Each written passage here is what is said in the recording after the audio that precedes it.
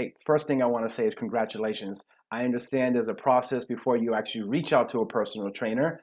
Basically, we think about it. We're like, should I do it? Should I not? And then life happens. 3 months go by. I completely understand that process. But now you're at that point to contact a couple of trainers. So here are a couple of tips that I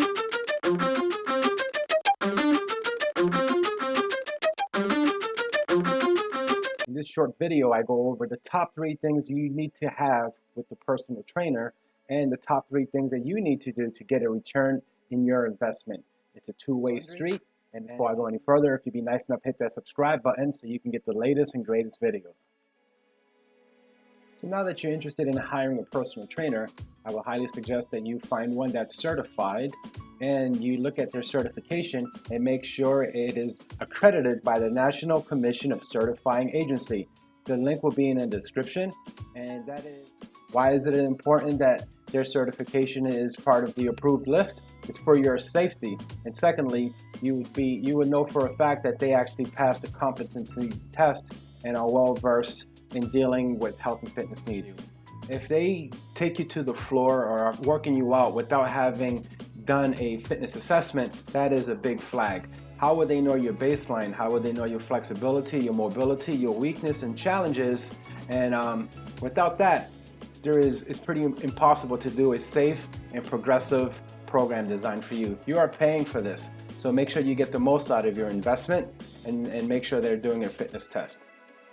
Another thing that your personal trainer should be doing is contacting you or checking in between sessions. That's very important. I personally do that with all my clients, and this is one way that I make sure that I hold you accountable and I provide you support and motivation between the sessions. Another thing that personal trainers should be doing for you before they work you out, they should set your short-term expectations from your program and the long-term expectations. Now, this is a two-way street. The results will not happen unless you participate in your program. So very likely that may be that you need to do homework or workouts between the sessions. Safety is always number one. So make sure they are doing a fitness assessment and ask you questions about your medical history. Without that, I would say that's a no. Move on. Now this brings me to what you need to do to get the most out of your return of investment in working with a personal trainer. Number one is to be honest if you are having pain or discomfort with any of the exercises or movement. Pain is not part of any program, and that's a myth that pain is a, what's the phrase I used to use, is a motivator. It's not a cleanser, it's none of that stuff. That's a red flag that they need to modify the workouts that they're giving you and the exercises. There are tons of. So what are your goals? Are your goals weight loss? Is it strength? Is it a specific exercise that you want to learn or skill? Say like kettlebells. Results. Unless you're training with the trainer 7 days out of the week, 5 days out of the week. I personally know from my experience that results come from clients doing the homework or the workouts, exercises between the session. So what I'm getting at is that your investment in a personal trainer is a two-way thing. So it requires your compliance with the exercises, their suggestion, the understanding that there's a learning curve.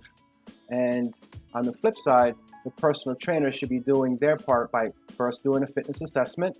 And let me backpedal. You already made sure that that person had a certification that's nationally accredited. And the second thing, they're contacting you between sessions, and they're setting the expectations for your short and long-term goals. So it's a great investment. I highly suggest to go for it, and let me know what you think.